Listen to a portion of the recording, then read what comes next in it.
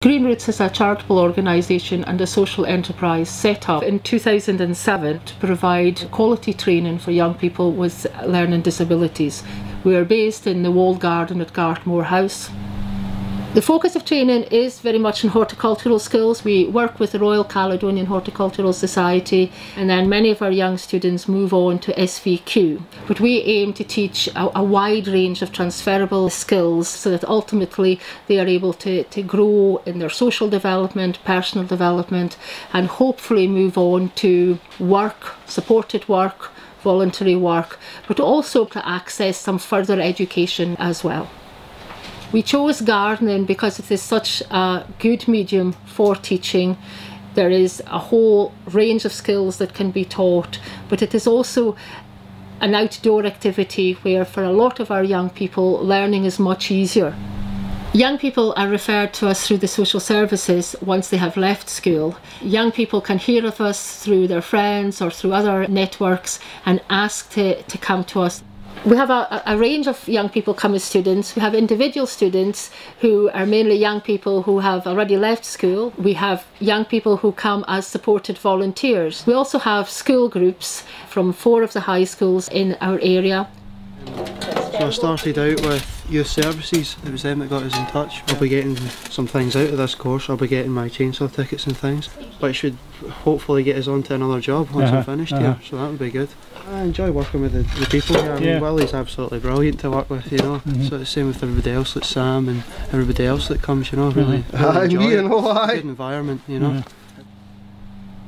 Volunteers are the mainstay of Green Roots. Without volunteers we would not be able to operate. We have a core group of volunteers who come and work every week in the garden, but also working alongside our students, mentoring our students. Hello there, I'm Bernard Love. I'm one of about 30 volunteers who work here at Green Roots. And it's fun being a volunteer. It's just as fun being a volunteer as it is being a student. You enjoy it as a student, don't you? Yeah, I enjoy it as a volunteer, yeah. Why do you enjoy it, do you think, Liz? Well, I like gardening. I love gardening. I love being outside. And I love working with groups of people. And quite honestly, the setting is beautiful. What have you found most interesting, do you think? Most enjoyable?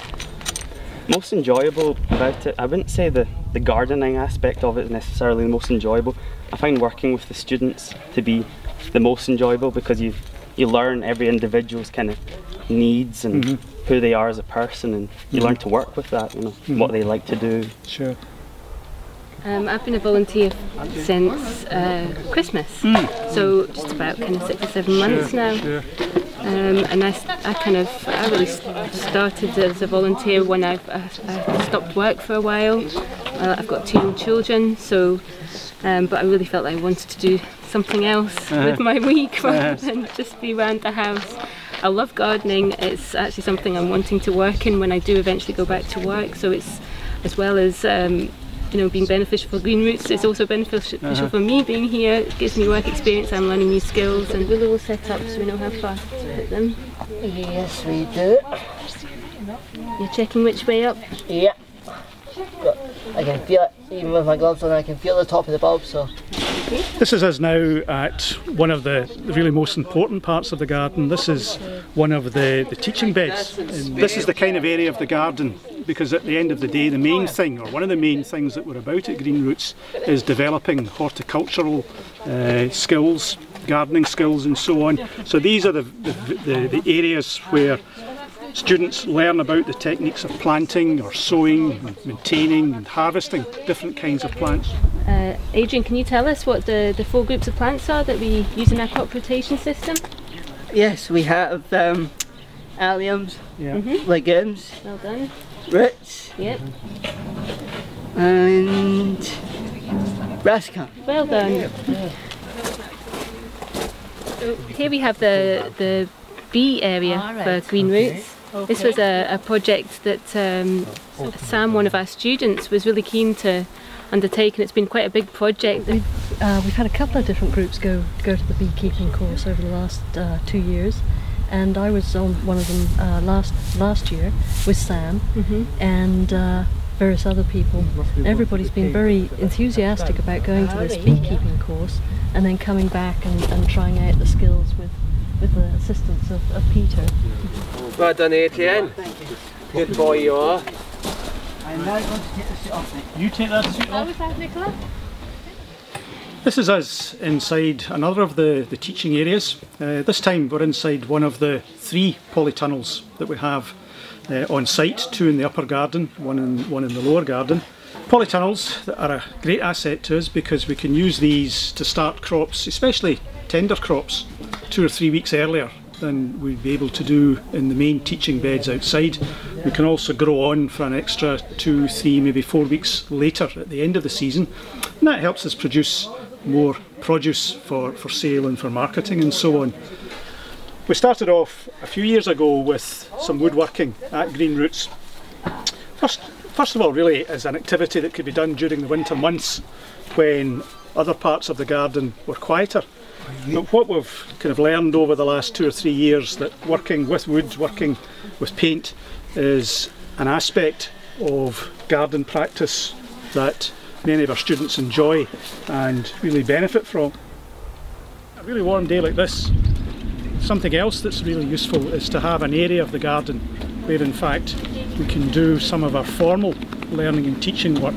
Most of the work we do in the garden is practical work, out in the flower beds, out in the vegetable beds, but there are times perhaps when students are about to begin a new activity where it's valuable to be able to sit around the table and do a wee bit of more formal learning beforehand.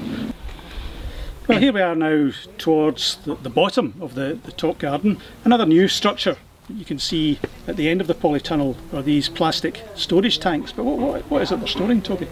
Well, they're basically storing water that is running off our polytunnels. So like our homemade compost and our natural fertilisers and natural pesticides, it kind of fits in with the idea of how. Another area where the garden is growing and developing and changing is the area behind me. It was once the site of a greenhouse, but now through the help of Ogilvy's, who are a very big national company based nearby, Ogilvy's have undertaken for us, or are undertaking for us, the task of building a hut on the site of the greenhouse, and that's going to be a real bonus for us. Once the new building is in place, it will provide a social area where students and staff can mix, have meals and so on, have breaks, and that sort of social interaction is a very important part of the communication skills, social skills that we try to develop at Green Roots. For me, I think one of the biggest benefits that I've seen have been the skills that the young people have learned, you know, just coming to the garden, travelling on the bus. We've probably had at least 6 young people who had never accessed public transport before that have learned to come from Stirling to Gartmore on the bus.